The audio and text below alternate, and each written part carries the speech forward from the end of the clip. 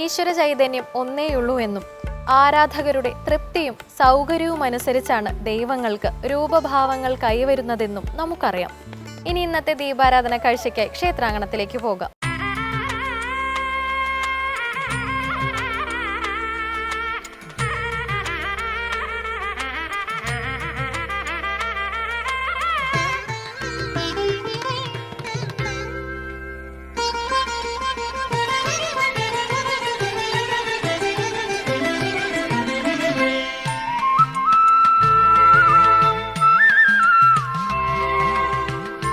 ഇത് പീരുമേട് ശ്രീകൃഷ്ണസ്വാമി ക്ഷേത്രം.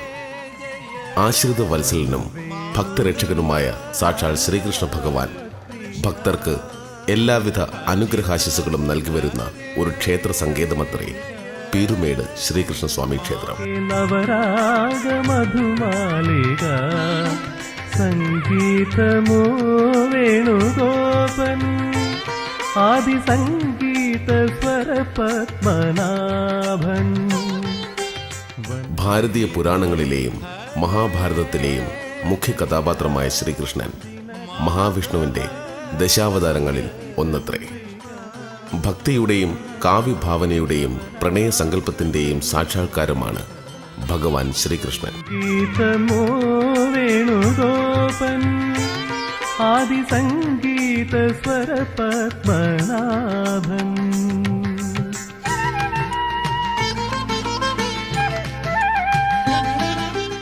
ദേവകിയുടെ സഹോദരനായ കംസനെ ശ്രീകൃഷ്ണൻ വധിക്കും എന്ന പ്രവചനത്തെ ഭയന്ന കംസൻ ആ ദമ്പതിമാരെ തടവിലാക്കുകയും അവരുടെ ആദ്യ സന്താനങ്ങളെയെല്ലാം വധിക്കുകയും ചെയ്തു.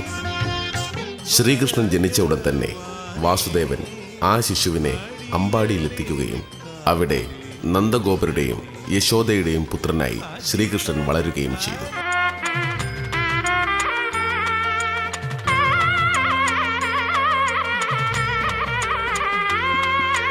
മധുരയിൽ ജനിച്ച് അമ്പാടിയിൽ വളർന്ന ശ്രീകൃഷ്ണൻ ബാല്യകാല വിനോദങ്ങളിൽ പോലും ഈശ്വര ചൈതന്യം പ്രസരിപ്പിച്ചിരുന്നു. തന്റെ ശിശുപ്രായത്തിൽ തന്നെ വധിക്കാനെത്തിയവരെയും അവരെ അതിന് നിയോഗിച്ച കംസനെയും സ്വന്തം കൈകൊണ്ട് നിഗ്രഹിച്ച് മരണത്തിലും അവർക്ക് സായുജ്യം നൽകി. ലോകങ്ങളാരോഹണം ആഗാധലോകങ്ങളവരോഹണം അനാദികാലമാം തമ്പുരുവിൽ പരമാത്മശ്രുതി പ്രേമ സഞ്ച. മായാബദ്ധമായ ലോകത്ത് മായക്കണ്ണനാണ് ഭഗവാൻ ശ്രീകൃഷ്ണൻ. കർമ്മനിരതവും സജീവവുമായ ആ ജീവിതത്തിൽ ആദർശവും പ്രായോഗികതയും സമന്വയിക്കുന്നു.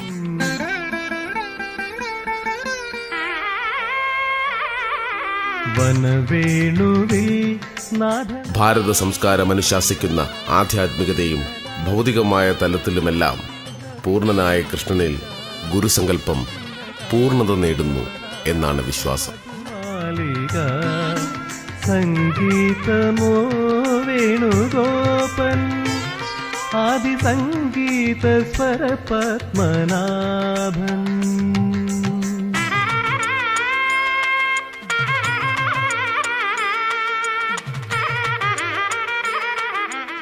ഇടുക്കി ജില്ലയിലെ പീരുമേട് താലൂക്കിലാണ് ഈ ശ്രീകൃഷ്ണ ക്ഷേത്രം കുടികൊള്ളുന്നത്. പീരുമേട് ടൗണിൽ നിന്നും ഏതാണ്ട് 1/4 കിലോമീറ്റർ മാത്രം അകലെയാണ് ഈ ക്ഷേത്രം സ്ഥിതി ചെയ്യുന്നത്.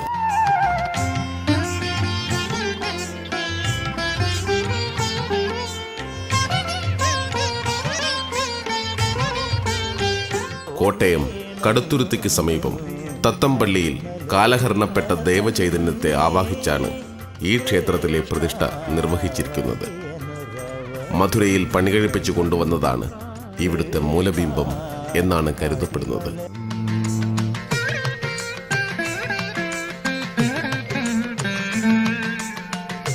അഞ്ചിന്ദ്രിയങ്ങൾ എൻ സ്വരസാധകം 5 പ്രാണങ്ങളാലാപനം. കൊല്ലവർഷം 1114 ക്ഷേത്രത്തിന്റെ പ്രതിഷ്ഠാകർമ്മങ്ങൾ നിർവഹിക്കപ്പെട്ടുവെങ്കിലും 1122 വരെ ഈ ക്ഷേത്രത്തിൽ നിത്യപൂജകൾ കൃത്യമായി നടത്തിയിരുന്നില്ല. അങ്ങനെയിരിക്കെ കൊല്ലവർഷം 1122 ഇടവമാസം 26-ാം തീയതി മഹാരാജാവിന് കണ്ണന്റെ സ്വപ്നദർശനമുണ്ടാവുകയും ദർശനത്തിൽ സാക്ഷാൽ ശ്രീകൃഷ്ണൻ ക്ഷേത്രത്തിൽ നിത്യപൂജകൾ നടത്തണമെന്ന് ആവശ്യപ്പെടുകയും ഈ ആവശ്യപ്പെടൽ ക്ഷേത്രത്തിലെ പരിഷ്കാരങ്ങൾക്ക് തുടക്കം കുറിക്കുകയും ചെയ്തു എന്ന് പറയപ്പെടുന്നു. അന്നു മുതൽ ഈ ക്ഷേത്രത്തിൽ നിത്യപൂജകൾ ആരംഭിക്കുകയും പ്രതിഷ്ഠാദിനവും ഉത്സവവും പ്രത്യേകമായി നടത്തുവാൻ ആരംഭിക്കുകയും ചെയ്യും. പടിഞ്ഞാറേക്ക് ദർശനമായാണ് ശ്രീകൃഷ്ണസ്വാമി പീരുമേട് ക്ഷേത്രത്തിൽ കുടികൊള്ളുന്നത്. ദിവസേന 3 പൂജയും ശീവേലിയുമാണ് ക്ഷേത്രത്തിൽ വിധിപ്രകാരം നടത്തിവരുന്നത്. തൃക്കൈ വെണ്ണയുമായി നിൽക്കുന്ന ഭാവമാണ് ഇവിടുത്തെ ശ്രീകൃഷ്ണ പ്രതിഷ്ഠയ്ക്ക്. മനയത്താറ്റില്ലത്തേക്കാണ് ഇവിടുത്തെ തന്ത്രാധികാരം.